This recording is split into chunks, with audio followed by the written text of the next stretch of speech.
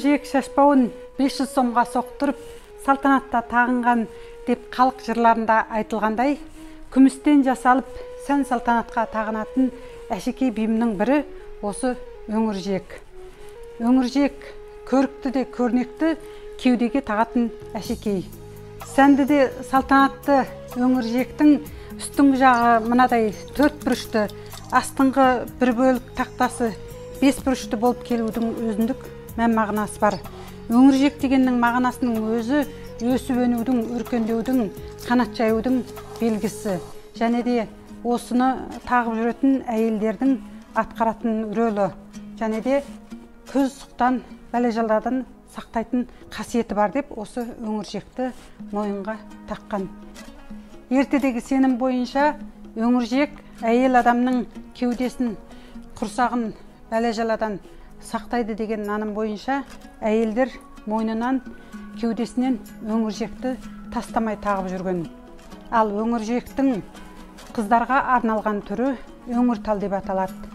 Мінекей, мынадай арасы бір-бірімен алшақ, екі таспадан, екі тақтадан әрине жасалатын өңір жиектің түрін өңір тал деп атаймыз. Өңір талға шыныдан және де ақ тастардан тастар қондырып, оған шынжырмен мойынға тағылады. Ал кейбір түрлеріне тастарда қондырмайды. Мысалы, мынандай шексіздіктің белгісі, тағы да ұрпақ өсіп өнсін деген мағынада тағылған қыз балаларға арналған түрлері осы өңір тал деп аталады. Ал қыздар тұрмысқа шығып, ана атанғаннан кейін үлкендеу, қалыңдау, 3 таспалы мынадай өңір жиектерді таққан.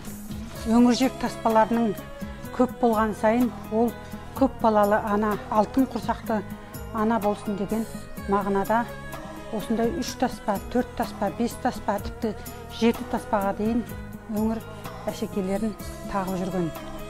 Өңір жиектің салпыншақтарының да, мынадай көп салпыншақтарының да мағынасы ол ұрпақтың өркен жаюы және де өсімдік тәрізді ой-өрнектердің барлығы ұрпақтың жалғастығын, өсіп өну, көбеюдің мағынасын білдіреді. Бірінші, екінші, үшінші, төртінші тақталары 4 бұрыш, ал ең соңғы тақтасы 5 бұрышты болып, төмен қарай салбырап тұрғанның өзі бір мағынаны білдіреді. Ол әрине ұрпақтың өсіп өнуі, өркен жаю және де көбею мағынасын меңзеп тұрғандай. Әйел адам жалпы 40-50 жасқа дейін немесе бала көтеру қабілеті бар жасқа дейін осы өңір жиектерді тастамай мойнынан тағып жүрген. Әйел адам үлкейіп, немерелі болып әже атанғаннан кейін өңір жиектің астыңғы жақтағы таспаларын ажыратып тастап, бір ғана таспаны міне мынадай қылып, бір ғана таспаны алқа ретінде таққан. Өңір жиектің тағы да бұл жерде де салпыншақтары көбею, өмірдің жалғастығы және де өсіп өнудің белгісін білдіреді. Өңір жиек бетіндегі мынандай ұзын сопақшаның белгісі және де сіркелеп жасаған тамаша ой-өрнектердің барлығы бұл ер адамның жер бетіндегі ұрпақ жалғастырушы екендігінде көрсетеді. Ұрпақтың жалғасуы әу баста ер адамнан бастау алады. Ер адам болмаса ұрпақ жалғаспайды деген мағынаны білдіреді.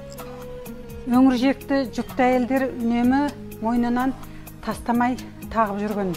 Өйткені адамның көз сұғы, тіл көз барлығы әйел адамның ішіне емес, оның әшекейіне түскен. Сондықтан ол бір жағынан көз сұқтан, бәле-жаладан және қорғану тәсілі ретінде әйелдер мойнына тағып жүрген. Әсіресе омырауда баласы бар әйелдер де осы өңір жиекті мойнынан тастамай тағып жүрген. Ал өңір жиектің мынау бір түрі ертеде үй жұмысына қолайлы болу үшін, тағы да шынжырмен мойынға салбыратып тақпау үшін мынадай сырылған маталардың үстіне де өңір жиекті инемен тігіп мойнына қадап алып жүрген.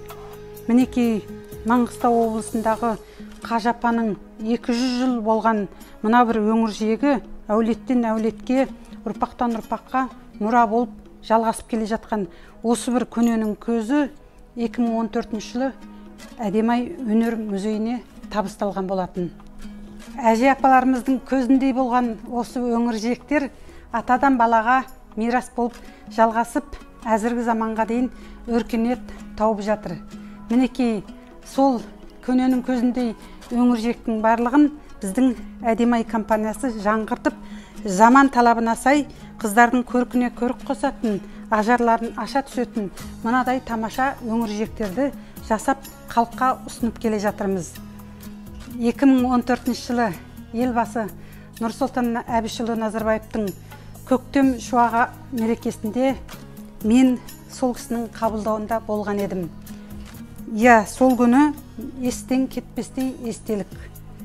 Мен осы әшекейді тағып тұрған кезімде анау жерден елбасының өзі келіп көріп, сендер осы әшекей бұйымдарды өздерің жасадыңдар ма деп менен сұрады.